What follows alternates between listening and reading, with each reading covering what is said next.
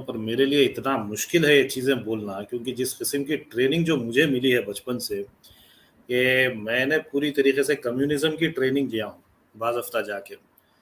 तो ये प्रोग्राम रखने से पहले मुझे बहुत सारे रिज़र्वेशंस थे। बहुत सारे रिज़र्वेशंस थे, बहुत तकलीफ़ होती है, और मैं समझता हूँ आज भी कई ऐसे एक्स मुस्लिम हैं या कई ऐसे लोग हैं, जो इस किस्म के प्रोग्राम्स रखने के लिए या इस पर बात करने के लिए पीछे हट रहे हैं। एक हिचकिचाहट हो रही है अंदर से। अब Neeraj ji is a scholar, और वो ऑलरेडी एनसीईआरटी पर आपने तो काफ़ी कुछ काम किया है, काफ़ी कुछ लूपहोल्स आपने दिए हैं।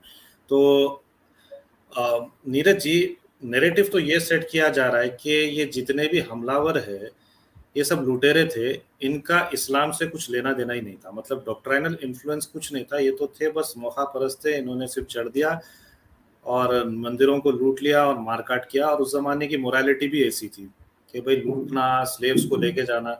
और ये भी बड़ा प्रिपोस्टरस मुझे आर्गुमेंट दिखता है, क्योंकि सभ्यता तो ग्रीस की भी थी, पर्शियन भी थे, रोमन्स भी थे। हिंदुस्तान में खुद इंडस वैली सिविलाइज़ेशन था, जो सबसे पहला टाउन प्लानिंग यहाँ पे हुआ था।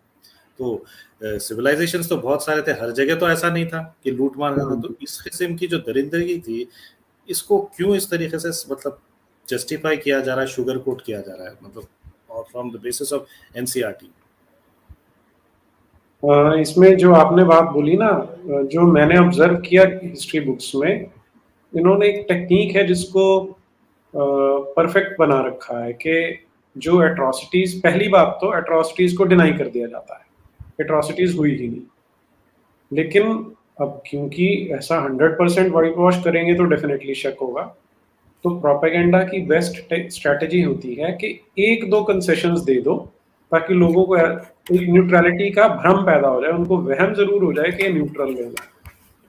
तो औरंगजेब है या अलाउद्दीन खिलजी है, ऐसे एक दो लोगों को ये कंसेशन दे दिया जाता है कि हाँ भाई ये एक दो लोग जो थे ये बुरे थे।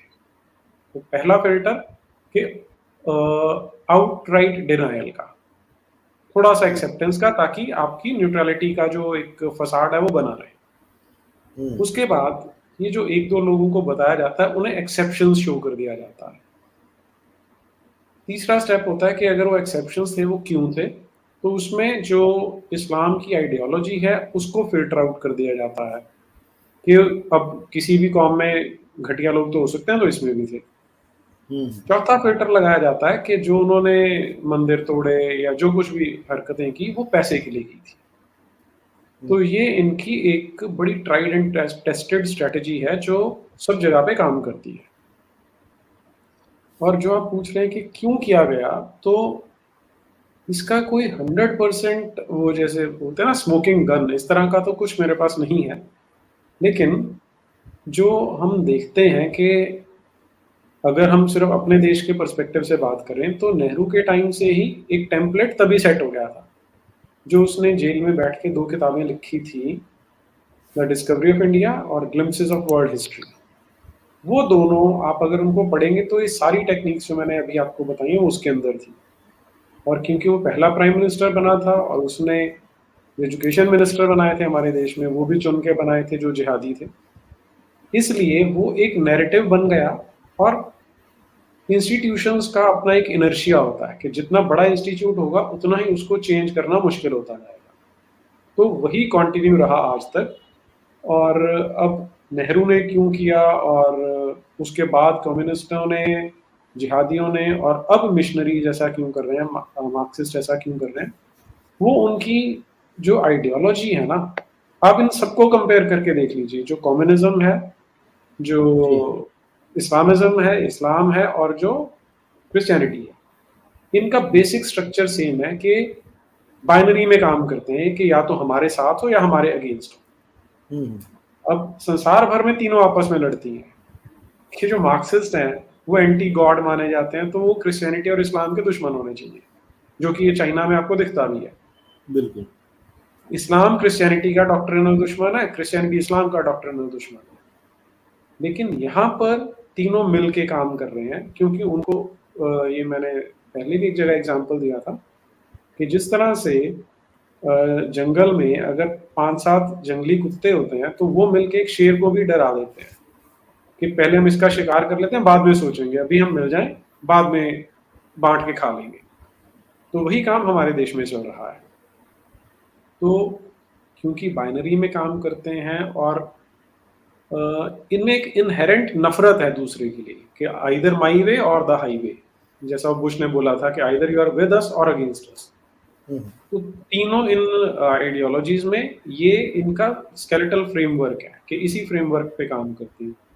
और क्योंकि नफ़रत है और टोटलिटेरियन है, तो दूसरे को ये बिल्कुल। सहन नहीं कर सकती, इसलिए दूसरे को डाउनग्रेड करना है। अब वो आजकल तलवार वाला ज़माना नहीं रहा और बंदूकों वाला भी नहीं रहा, तो लेटेस्ट वेपन जो है वो साइकोलॉजी है और साइकोलॉजी में अप्लाइड साइकोलॉजी और प्रोपेगेंडा है, उसे यूज़ कर रहे हैं और वही हमें देखने को मिलता है, जो हमारी किताबें हैं, वो उसी ढंग से काम कर रही हैं। जी, आपने बहुत अच्छी तरीके से मुज़ाहिरा किया है कि क्यों आप एमफिल हैं और क्यों आप एक प्रोफ़ेसर हैं। क्योंकि इंटेलेक्चुअलाइज़ करना हर प्रोफ़ेसर का काम ही इंटेलेक्चुअलाइज़ करना, पर मैं जो है इसको बिल्कुल अगर बेसिक ज़बान में बोल दूँ, नीरज जी जो बोलना चाह रहे थे, तो ये एक नेगोशिएशन टैक्टिक होती थी। अक्सर सोवियत यूनियन कभी भी कोई नेगोशिएशन टेबल पे होते तो एक ऐसा अजीबो-गरीब काम करते थे, for shock value they would just remove their shoes and start beating on the table. अब सामने वाला जो है ना वो बिल्कुल डर जाता है, बिल्कुल मतलब सहम जाता है, भाई ये तू कुछ भी कर देगा ये। तो ये जो बोल रहे हैं ना कि कंप्लीटली नेगेट कर देना कोई चीज़ को, तो इसका मतलब ये है कि हम सब जो है बार्गेन करना है, अगर हमको नैरेटिव सेट करना है या कुछ चीज़ बार्गेन करना है उससे, तो ऑलमोस्ट इम्पॉसिबल हो जाते हैं। ये अक्सर आपको बॉम्बे में कहीं मार्केट में आप चले जाइए कोई ऐसी जगह पे, जहाँ पे कोई फॉरेनर को देखते ही ₹100 की चीज़ ₹400 बोल देंगे, तो कम से कम 200 में तो ले लेगा और वो चीज़ रहेगी ₹50 की। हुँ। मतलब इन अ वेरी सिंपल ज़बान अगर मैं नीरज जी को बोलूँगा, but Neeraj ji has to maintain his academic stature, तो ठीक है भाई, मैं इतना एकेडमिकली इतना ओरिएंटेड नहीं हूँ, तो मैं ज़रा इसको सिम्प्लीफाई करके बता देता हूँ इस चीज़ को। तो नीरज जी अब, हाँ, अब्दुल भाई और नीरज जी आप दोनों के लिए है, so you just take the mic. अब अगर आप देखेंगे एट्रोसिटीज़ को, तो मोहम्मद बिन कासिम का मैंने एक स्नैपशॉट लिया छोटा-सा, कि जो बंदे ने सीधा देवल पे हमला किया ब्राह्मणाबाद और फिर मुल्तान में, और ये चाचनामा में लिखा हुआ है कि जब उसने असॉल्ट किया था रावर में, तो 60,000 स्लेव्स को लेके गया, और इसी हुँ। चाचनामा के हिसाब से जब सिंध में इसने कैप्चर किया तो 1 लाख औरतें और बच्चों को लेके गया।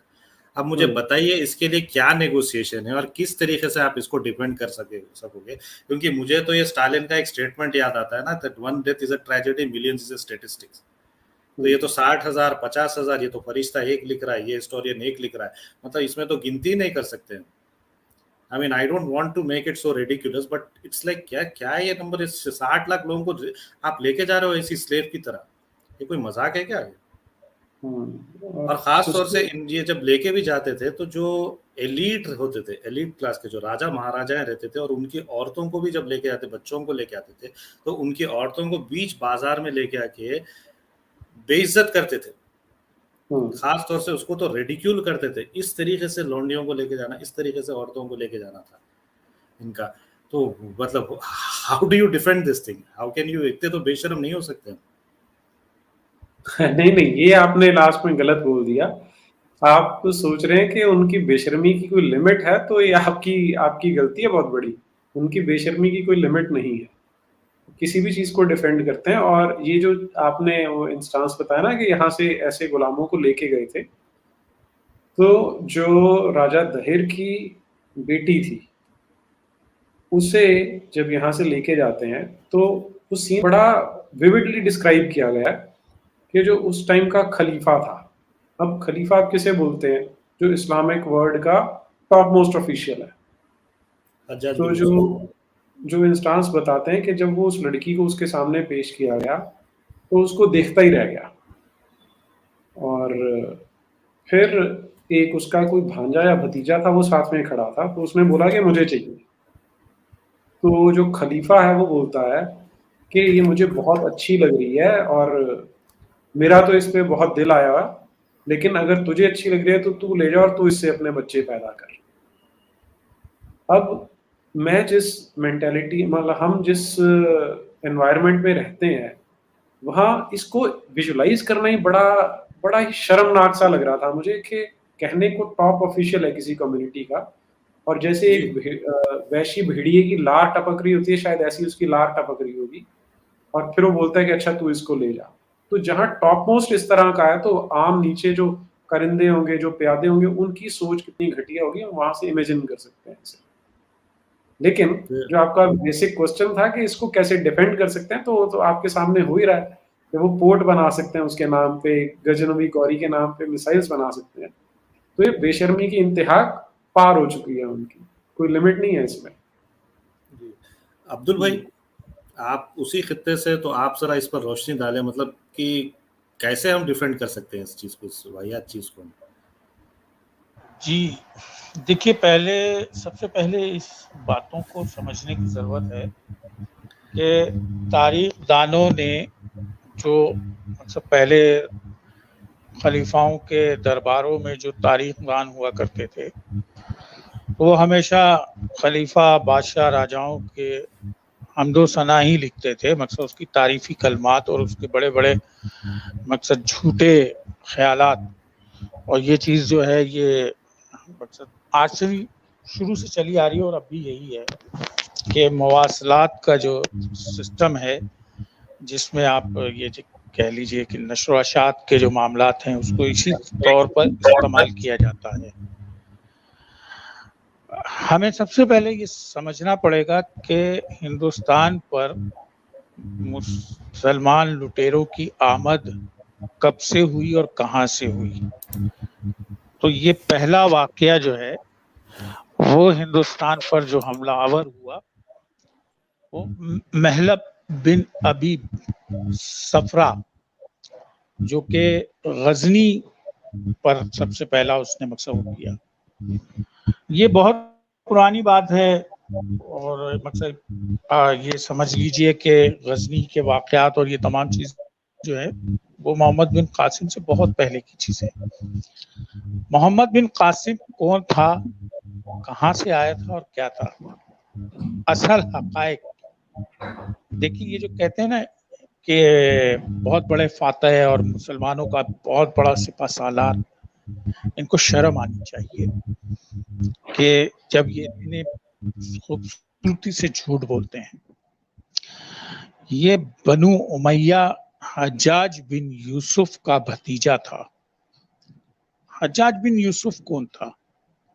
देखिए, बात वही आ जाती है कि मुसलमानों से जब मैं कहता हूँ कि अपनी तारीख को पढ़ो, तो हज्जाज बिन यूसुफ के ऊपर तारीफ करें ना, कि जिसने 3 महीने तक मदीना पर हमला किया, मदीना की औरतों को रेप किया, उनका कत्लेआम किया। इनकी जो मुकद्दस मस्जिद है, मस्जिद नबवी जिसे आज कहते हैं, उसमें घोड़े बांधे, उसमें नमाज तक नहीं हुई। ये वही हज्जाज बिन यूसुफ था जिसने खाना काबा पे हमला किया, उसकी दीवारों को ढा दिया, उसके गिलाफ को जो ऊपर कवर चढ़ा होता है उसको आग लगा दी।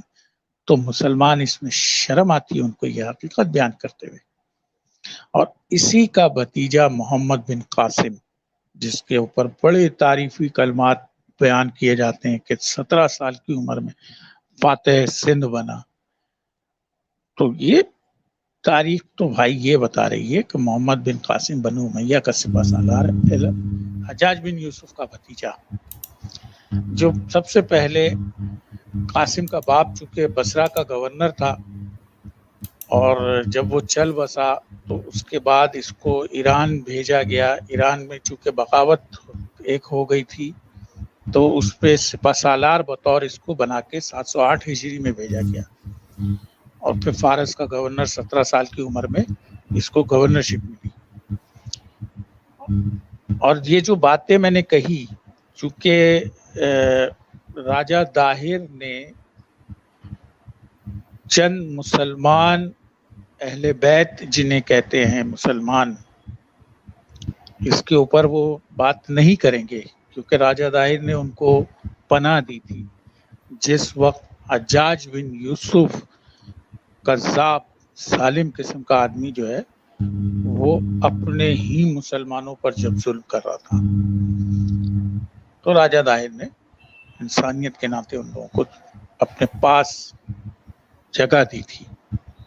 और ये सारी बातें जो हैं, ये किताबों में है, इसमें कोई वो नहीं है। तारीख़ बगदाद है, तारीख़ दिमश्क है इब्न शाकिर की, तारीख़ बगदाद इब्न खतीब बगदादी की, तारीख़ याकूबी है, इस पर शिया सुन्नी दोनों का इत्तेफाक है। जी अब्दुल भाई, आपकी जरा आवाज थोड़ी डिस्टर्ब हो रही है, डिस्टर्बेंस है थोड़ी आवाज में। समझ तो आ रहा है मगर थोड़ा डिस्टर्बेंस है जरा आवाज में। जी अब सही है? हेलो। जी अब सही है? नहीं सर, आवाज नहीं आ रही आपकी। हेलो। जी जरा, हाँ अभी ठीक है, अभी बात करें आप।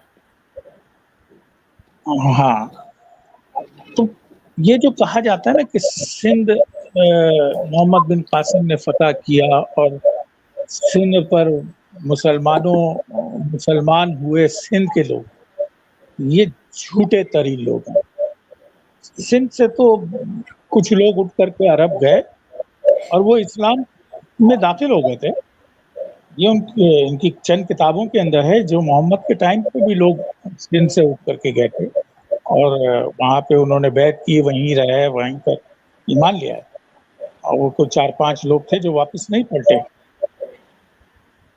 तो अगर रिप्रेजेंटेटिव और रिप्रेजेंटेशंस के तौर पे देखा जाए तो सिंध में तो इस्लाम उस टाइम पे भी आ गया था। और राजा दाहिर ने अगर उन लोगों को, जो लोग अहले बैत के थे, जिनके ऊपर हज्जाज बिन यूसुफ जैसे लोगों ने जुल्म ढाया था मदीना के ऊपर चढ़ाई करके, उनको पनाह दी। फिर ये मोहम्मद बिन, उसने तो बहुत कोशिश की कि इस तरह के मकसद, कई हमले किए उसमें, उसके जो खासुल खास किस्म के जो ये कह लीजिए कि सिपा सालार थे, अब्दुल्ला बिन निहान और बदरेल बिन तफ्ता जो है वो मारे गए, कामयाब नहीं हो सके सिंध को फतह करने में। और सिंध की, चूंकि जाहिर सी बात है उस वक्त राजा दाहिर की जो हुकूमत थी और पूरे सिंध के ऊपर जो राज था, तो उसमें बहुत सारी चीज़ें ऐसी थी कि जो उसके फेवर में थी और पूरी कौम, पूरे उसके इर्द गिर्द के सरदार उस वक्त उसके साथ चल रहे थे। फिर इसने मोहम्मद बिन कासिम को इस बात के लिए भेजा क्योंकि इसको दूसरों पर भरोसा भी नहीं था। और आप देखिए कि ये जो आइडियोलॉजी है, ये आइडियोलॉजी किस तरह से कम उम्र लोगों को, लड़कों को इस्तेमाल करती है। उसकी बुनियादी वजह यह है कि वो अपने सिपा सालार का, अपने खलीफा का, अपने जो आला अफसर है उसका ताबे रहता है। जो भी वो हुक्म देता है वो उसको ब्लाइंड फेथ होकर के उस पर मनोवन काम करता है। चूंकि ये इसका भतीजा भी था खास और कम उम्र भी था, तो इसलिए इसने इसको तयन किया कि तुम जाके लूट मार करो। अब ये वजह क्या बनी, क्योंकि दमिश्क से सिंध का फासला कुछ 4000 किलोमीटर के फासले पर है। आज भी आप देख लीजिए तो ये दमिश्क और इराक में बैठे हुए थे ये लोग लुटेरे। इन्होंने जब ये तमाम जो आपके बलूचिस्तान तक का हिस्सा जो था वो कब्जा किया हुआ था और उस पर अपनी फौजें बैठाई हुई थी, मगर सिंध में नहीं दाखिल हो पा रहे। सिंध के तारीख के मुताबिक राजा दाहिर और जो मंदिर था उसमें बहुत ठीक ठाक माल था, बहुत ठीक ठाक दौलत थी। ये जो असल जंगें की क्यों, इन्होंने हमले किए क्यों, ये सिर्फ लूट मार थी जो इनकी पुरानी रिवायात चली आ रही है कि जहां पता चल जाए कि ये राजा, ये शहंशाह, ये बादशाह पैसे वाला है, इसको लूटो, इसकी जगहों पे कब्जा करो। तो वही चीज उसने किया। और जिस टाइम पर ये आप मरवान बिन यूसुफ जो था वो, उसने इस तमाम को प्लान किया,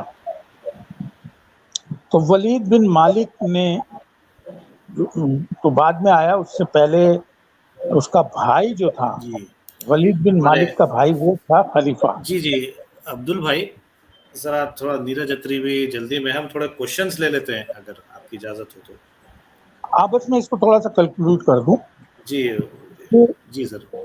बेसिक जो चीज थी, ये जो कहानियां ये घड़ते हैं कि कज़ाकों ने, समुद्री कज़ाकों ने लूटा मार की और फिर वो औरतों को कैद कर लिया, ये कहाँ है? ये अपनी इनकी कहानियां घड़ी हुई। ऐसी कई किताबें हैं जो साबित करें ना कि ये कहाँ है। मगर हज्जाज बिन यूसुफ का किरदार तो सबके सामने है, खुद ये मुसलमान बताते हैं। और वो जो इतना जालिम और कज़्ज़ाब किस्म का आदमी हो, उसका भतीजा, वो क्या उन औरतों को छुड़ाने और उनकी मदद के लिए जाएगा? ये तो माल लूटने के लिए जाते थे। तो बेसिक हम देखिए, लोगों को ये बेसिक चीज जो है वो समझने की जरूरत है कि जिन लुटेरों को ये हीरो बना रहे हैं, उन लुटेरों की आइडियोलॉजी और उनके पीछे कार्यकर्ताओं के हरकत और उनके काम को देखा करें, उनके काम को पढ़ा करें, आइडियोलॉजी को समझें, फिर उनको सारी चीजें समझ आ जाएगी कि ये किस तरह के लोग हैं। थैंक यू जी, थैंक यू अब्दुल भाई। हम थोड़े सवालात ले लेते हैं। अमित भाई जरा सवाल डिस्प्ले करें, सुपर चैट्स वगैरह जो है जरा डिस्प्ले करें। गलत बोल रहे हैं आप, लूट मार नहीं, वो अपना मजहब फैला रहे थे। वो सब पार्ट ऑफ द रिलीजन ही है, क्या बोलते हैं नीरज जी आप? It's all one package actually, है जंबो पैक था ना। नहीं, ये कोई दोनों चीजें म्यूचुअली एक्सक्लूसिव नहीं है ना जी। जो जबरा जी बोल रहे हैं। लूटमार भी कर रहे थे और अपना मजहब भी फैला रहे थे, दोनों काम कर रहे थे। और मैं ना एक बार वो कोटेशन मेरे सामने आ गई है, मैं पढ़ देता हूँ, जो मैंने अभी इंसिडेंट बताया ना खलीफा वाला जी। चचनामा में लिखा है, when he saw the daughter of Rai Dahir's sister, he was much struck with her beauty and charms and began to bite his fingers with astonishment. Abdullah bin Abbas desired to take her, but the Khalifa said, "O my nephew, I exceedingly admire this girl and am so enamored of her that I wish to keep her for myself. Nevertheless, it is better that you should take her to be the mother of your children." क्या बोले इसको, क्या है ये सब? ये पढ़ने के लिए कभी कभी शर्म भी आती है Neeraj ji, to be honest. मुझे तो शॉक लगा, कल्चरल शॉक। मुझे तो सच में कल्चरल शॉक ही लगता है इसमें, ये सब चीजें पढ़ के। क्योंकि अगर आप सुल्तान महमूद का भी अगर आप देखोगे तो उसका जो हिस्टोरियन है जिसका नाम है अबू नासिर मोहम्मद इबिन मोहम्मद अल जब्बार अल उद्बी, मुझे बहुत मुश्किल लगा इसका नाम याद रखने के लिए, एक्चुअली मेमोराइज करने के लिए बहुत मुश्किल हुआ मुझे। उसने जो 1100 में नहीं 1000 एडी में जब इसने हमला किया था हिंदुस्तान पे, तो 5 लाख लोगों को कैप्टिव लेके गया। और यही कुछ नंदूना बोल के एक जगह है, कहीं हरियाणा या पंजाब में, मुझे पता नहीं एग्जैक्टली।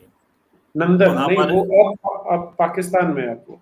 अच्छा, पाकिस्तान में मुझे पता नहीं। नंदूना बोल के कुछ जगह है, उधर उसने इतने स्लेव्स बनाए, इतने लोगों को अनस्लेव किया कि डिमांड और सप्लाई कम हो गया। मतलब इतना डिमांड बढ़ गया कि slaves became so easily available कि कई तो 50 बिके भी नहीं स्लेव्स, इतने स्लेव मार्केट में बिके भी नहीं slaves. And he had to take back some 53,000 slaves with him. ये नंबर्स दिए हैं भाई, अब इसको हम कहाँ डिफेंड करेंगे इस चीज को? और फिर ये गौरी का तो उससे बड़ा था, उसने तो कुछ 4 लाख लोगों को कन्वर्ट भी किया था उधर, खोकर कुछ हिंदू थे उनको मुसलमान का कन्वर्ट कर दिया। तो स्लेवरी इतनी ज़्यादा बढ़ गई थी कि ये कोई इनके एक पर्शियन स्कॉलर थे फ़ाखिर मुदब्बिर के हिसाब से एक गरीब मुसलमान भी एक गुलाम को रख सकता था। एक गरीब मुसलमान could actually afford, so that was the level of barbarism जो हुआ यहाँ पे। मतलब स्लेव्स किसको बनाए यार तुम लोग? नॉर्मल लोगों को आपने गुलाम बना दिया इधर, और बोल रहे हैं कि गुलामी खत्म होती है इस्लाम से। अमित भाई अगला सवाल बोल दीजिए क्योंकि टाइम कम है। Guys contribute, use UPI, these are gems. Neeraj ji आपको जेम बोल रहे हैं। जी बहुत धन्यवाद जी, आपको बोल रहे हैं। जी ये भरत राघवानी जी है, thank you very much sir. Vande Mataram Koram ji, Abdul ji and Guru ji Atri, you make my day by inviting मृदु भाषण। अच्छा, ये कोई आपके आज आए थे शायद आपके साथ, मृदु भाषी। मृदु भाषी। अच्छा, अत्री ज्ञान का सागर, जी जी, अत्री जी ज्ञान का सागर है, और उनको थोड़े फिजिक्स के लेक्चर्स के लिए भी मैं ज्वाइन कर रहा हूँ, सोच रहा हूँ उनको। वो मुझे खुफिया जानकारी मिली कि नीरज अत्री जी जो है फिजिक्स पढ़ा रहे हैं सीक्रेटली लोगों को, तो मैं भी सोच रहा हूँ कि ज्वाइन कर लूँ उनके क्लासेस। वो ऑफलाइन है, आपको आना नहीं पड़ेगा। हाँ, वो ऑफलाइन में ज्वाइन, क्योंकि यहाँ पे कोई आयशा नाम के आयशा खान है, वो पूछ रहे थे व्हाट इज नीरज अत्रीज क्वालिफिकेशन। तो नीरज जी आपके क्वालिफिकेशन बता दीजिए। MSc MPhil है फिजिक्स में। अच्छा, एमएससी एमफिल इन फिजिक्स। तो ये नीरज जी के क्वालिफिकेशन है। आयशा जी आप भी ज्वाइन कर सकते हैं, सिफारिश मैं कर दूंगा। अरे भाई, काफिर क्रिश जी, दुनिया के सबसे बड़े काफिर दिख रहे हैं आप, क्योंकि इतना एक्सपैंड कर दिया है आपको कि those barbaric guys didn't even consider us as human, in fact we are Nazis for them, we are to equal to an animal as per sky book, why complain, they were following what their ideology stated. बिल्कुल सही काफिर जी, आपकी बात बिल्कुल सही है, पर मेरा जो रीज़न है ये रखने का, वो इसलिए है क्योंकि कहीं ना कहीं सर अंदर के एक ज़मीर होता है। जब आप इतिहास पढ़ते हैं तो मेरे लिए सबसे डिफिकल्ट टॉपिक यही रखा है मैंने आज तक, कि कहीं ना कहीं हमको रिकनसाइल करना पड़ेगा जो हुआ हिस्ट्री में, जो गलत चीज़ें हुए उसको रिकनसाइल करना पड़ेगा। आज बैठ के कोई मुसलमान को हम मार नहीं सकते, जो 1000 साल पहले सुल्तान महमूद बलबन ने जो किया वो हम आज नहीं कर सकते, पर कम से कम उनसे हम डिसोसिएट तो कर सकते हैं। नीरज जी आप कुछ अगर ऐड करें तो। नहीं नहीं, ठीक है, आपने ठीक बोला बिल्कुल। जी अगला question Adi Bansal ji, thank you very much sir for the super sticker. Algebra ji, thank you very much sir. मेरा मतलब है अगर हम गरीब भी होते तो यही होता। Look at North Africa, it is not rich area, realize that you got targeted because you are Hindus, rich और poor doesn't matter to Islam. ठीक है। जी बिल्कुल, लो, क्योंकि नॉर्थ, एक एडिशनल इंसेंटिव था दौलत का, लेकिन वो नहीं भी होती तो भी वो करते। ठीक बात है। जी वहाँ पे वैक्यूम भी था, वहाँ पे ऑलरेडी उनकी एक बर्बर लैंग्वेज चल रही थी और वो वैक्यूम था वहाँ पे, तो उधर अरबिक उन्होंने लगा दिया। तो बिल्कुल सही है आपकी बात। Benjamin Button, thank you very much sir. नमस्ते Neeraj ji, Koram ji and Abdul ji, you people are doing great job, keep up, thank you very much sir. जी नीरज भाई, साल भर सर पुरानी साल बात है, भर, मेरे मुस्लिम परिसर 2050 में दुनिया की सबसे बड़ी हिंदुस्तान में होगी। हाँ, लेकिन अब हमें इस पे काम करना पड़ेगा कि ऐसा ना हो। वो तो मूर्ख है इसमें गर्व का अनुभव कर रहे हैं, जरा उन्हें असलियत बताएंगे तो उनको शर्म का अनुभव भी होने लग जाएगा। जी ऐसा तो नहीं है, पर ऐसा नहीं होगा क्योंकि हम बैठे हैं। ठीक बात है। ऐसा कभी नहीं होगा। हम्म, कंट्रीब्यूट गाइस, वरना मैं सेक्युलर बन जाऊंगा। भाई आप बिल्कुल। इस वक्त कभी नहीं बन सकते सेक्युलर, क्योंकि आप हम्म, जो है सचवाला जी के मुंह बोले बैठे हैं। आप अच्छा वैसे मुंह बोले बैठे हैं सचवाला जी के, तो आप अच्छा। जिंदगी में आप सेक्युलर नहीं बन सकते। हम्म, आल आराम से टेकन, ये amazing। Sir you are amazing, आप कमाल हो। हाँ तेलुगु में लिखे हैं भाई कुछ, मुझे तेलुगु रीडिंग नहीं आती है, थोड़ा बात कर लेता हूँ। Thank you very much sir. D K ji, thank you very much sir for the super chat. Dear all communals, बेईमान और बेमानो जाहिलों, जाहिल। लाइक एंड शेयर करो please please to contribute to this guys using UPI to order to avoid YouTube deduction. जी बिल्कुल सही बोल रहे हैं। असल में नीरज जी ये भी बोलना था कि मैं जो है ना, ये अड्डा वगैरह ये सब चीज़ें हम रख रहे हैं, पर अभी मैं सोच रहा हूँ कि ज़्यादा से ज़्यादा वन ऑन वन प्रोग्राम्स करेंगे, तो नीरज भाई के पास भी दावत आने वाली है बहुत जल्दी। हाँ हाँ, तो दीजिए ना। उनके भी चैनल पर हम जाने वाले हैं और वो भी आएंगे यहाँ पर। तो टू एंड फ्रो जी। दावत चलने वाली है और वन ऑन वन ज़्यादा से ज़्यादा प्रोग्राम्स होंगे। हम्म, नीरज जी को दंडवत प्रणाम, कोराम भाई और अब्दुल भाई को प्रणाम और नमन। Secularism and communist are my enemies within our society. Main enemies with our society. ठीक है बिल्कुल जी। सही है हाँ। क्रिश काफिर जी। बेताल जी बोल रहे हैं hello everyone, just want to say that for Islam they have countries and intelligence agencies, they can easily find you and send their soldiers here। ये पता नहीं सर क्या बोल रहे हैं आप, कोई फिल्म की स्टोरी लग रही है, मुझे तो समझ कोई नहीं बात आया आपका। तो राम भाई, I have loads of sympathy for moments because I know they are pawns. बिल्कुल सही बोला क्रिश का फिर आपने। I want more people like Neeraj Atri and you guys to come up. बिल्कुल सही है sir. Thank you very much Krish यार, सही बात बोल रहे हो यार, दिल की बात बोल रहे हो तुम। दिल जीत लिया आज आपने। Sachwala ji will be proud of you. Thank you sir, thank you everyone sir. Neeraj ji बिल्कुल टाइम पे खत्म हुआ, देखिए आप।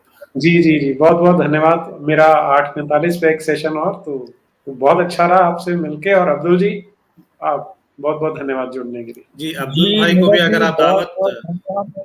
और बहुत खुशी हुई आपसे बात करके, आपको सुन के बहुत अच्छा लगा। और आपसे राब्ता करेंगे, आपसे राब्ता रहेगा। जी, आपसे बहुत कुछ सीखना है वेद कुरान के हवाले से, क्योंकि आजकल उसकी स्टडी चल रही है, उसमें बहुत सारी चीजें हैं जो आपसे समझनी है। जी, बहुत अच्छा रहेगा जी। आप फिर मिलते हैं। जी सभी को बहुत बहुत बहुत धन्यवाद। जय हिंद, वंदे मातरम। जय हिंद, वंदे मातरम। धन्यवाद।